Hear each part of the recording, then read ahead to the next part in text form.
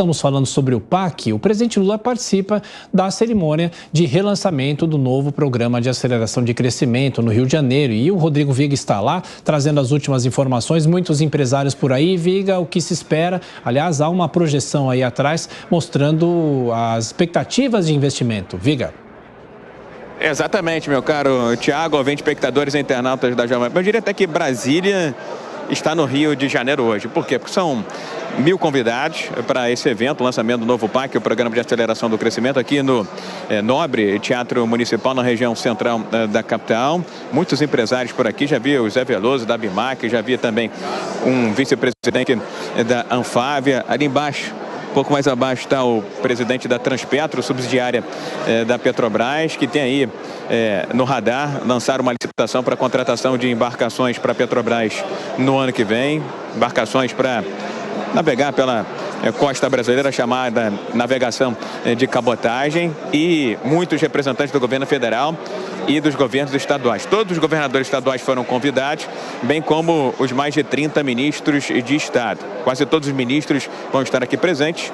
Agora, alguns governadores de estado preferiram um certo distanciamento, vão mandar os seus respectivos representantes. O novo programa de aceleração do crescimento deve perfazer um total de mais de R$1 trilhão para o horizonte dos próximos anos. O atual governo tem um investimento como prioridade máxima para a geração de emprego e renda no país e, consequente, um maior crescimento da economia brasileira.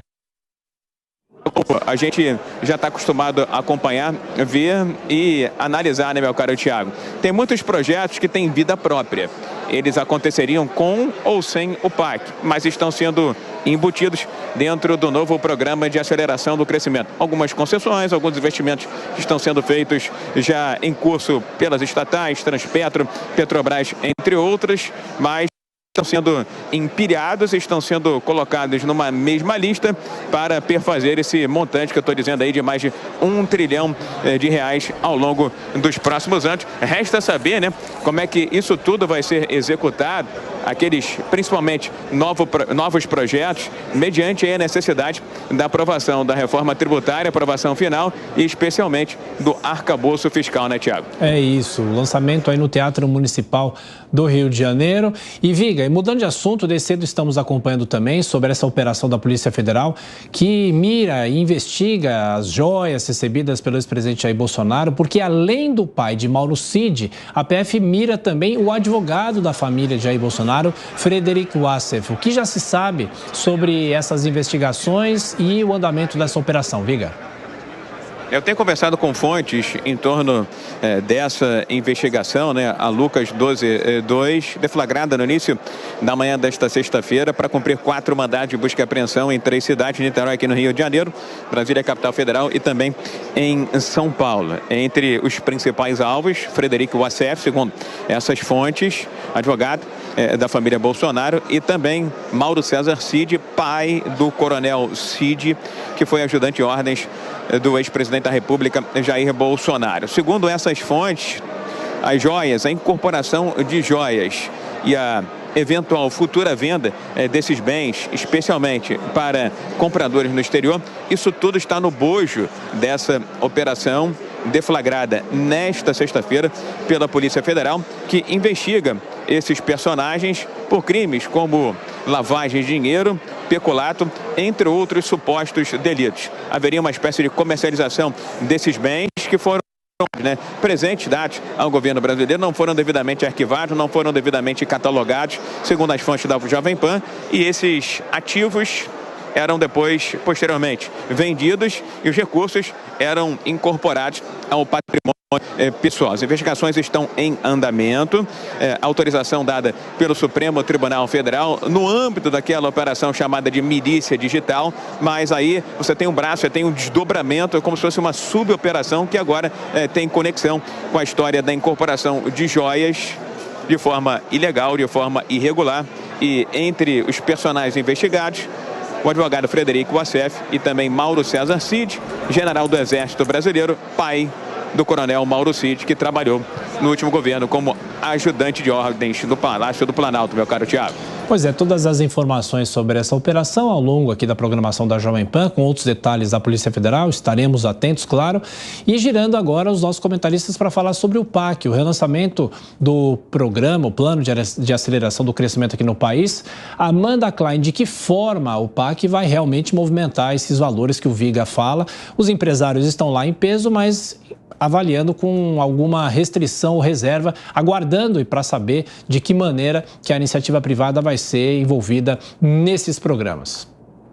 Tiago, se você me permitir, antes só um rápido comentário sobre essa última notícia que o Viga trazia.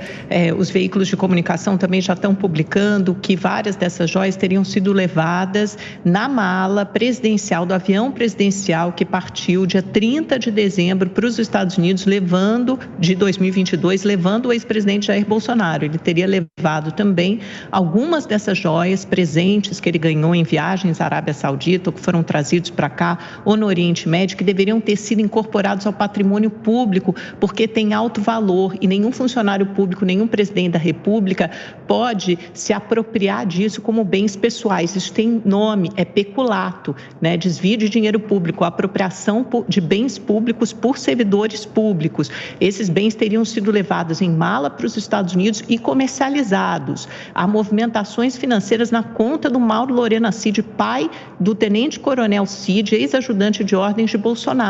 Tudo isso vai ser revelado hoje. Daqui a pouco o STF deve liberar essa decisão, como fez das últimas vezes nas operações mais recentes, do ministro Alexandre de Moraes, que foi quem autorizou essa operação. Portanto, isso é muito grave, está escalando e está chegando perto do ex-presidente da República.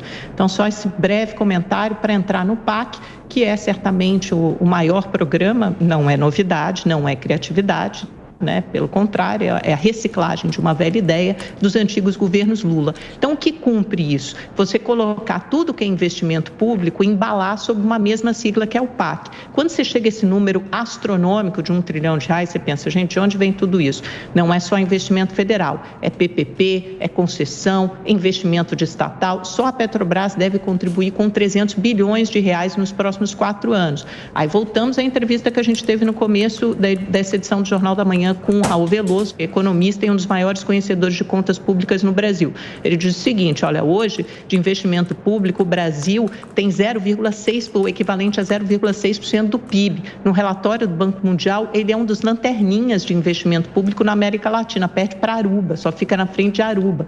Então, quer dizer, o Brasil tem muito a escalar ainda para chegar a um investimento público compatível para conseguir fazer obras de infraestrutura, educação, economia verde e assim por diante. O governo Lula, ele esbarra nas mesmas dificuldades que todos os outros governos, que é um orçamento extremamente engessado e um cobertor curto. Não adianta lançar arcabouço fiscal um pouco mais flexível, isso não é mágica, porque como Raul Veloso nos explicou, a maior conta, o maior gasto hoje é com juros e previdência. Enquanto não arrumar esses gastos, essas despesas obrigatórias, vai faltar dinheiro para investimento público. Então, você tem esse grande evento hoje, que certamente é um ato positivo, mas ainda resta saber de onde virá tanto dinheiro. Beraldo, sobre o PAC, além dessas questões estruturais e econômicas que estão no bojo desse novo programa, agora no Lula 3, a gente pode falar que trata-se de um projeto, um programa que também acaba sendo utilizado como instrumento de articulação política, porque embora haja essa relação de oposição e governo entre Lula e Tarcísio de Freitas aqui em São Paulo, por exemplo, obras importantes constam nesse programa que foi lançado hoje, como, por exemplo, a construção do trem intercidades. Olha, Lívia, vamos lá. O histórico do PT administrando esse tipo de projeto, né, o Programa de Aceleração do Crescimento, é péssimo. E ele é péssimo por quê? Porque não só falta um objetivo macro, não é só fazer o trem intercidades aqui em São Paulo, é você ter um projeto que efetivamente leve as pessoas a usar esse novo modal de transporte, que seja um preço acessível, que vale a pena a pessoa deixar o seu carro em casa, vai diminuir o trânsito na cidade de São Paulo, vai facilitar o acesso à cidade de São Paulo, e aí você tem uma série de outros benefícios que precisam estar funcionando de forma integrada, senão você faz a mesma coisa que aconteceu com o metrô até o aeroporto de Guarulhos. Fizeram a linha do trem. Eu não sou engenheiro, mas olho aquela obra com bastante desconfiança, porque me parece superdimensionada, e na hora de conectar com o aeroporto, não conectaram. Ficou um trem que chega a lugar nenhum e você continua dependendo de ônibus para acessar o aeroporto. Então, o histórico que a gente tem do PT lidando com esse tipo de coisa é bastante negativo. A gente tem o período das concessões do governo do PT, onde, por exemplo, as rodovias Regis Bittencourt e Fernão Dias, dentre muitas outras, foram concedidas. E o que a gente viu? Ali a referência era baixo custo de pedágio. Aí você tem um pedágio baixo, só que a estrada é horrorosa, ela continua uma porcaria, continua perigosa. Você tem que corrigir tudo isso num projeto macro de infraestrutura. Isso não está presente nem neste PAC, nem esteve presente nos anteriores. Jornal da Manhã.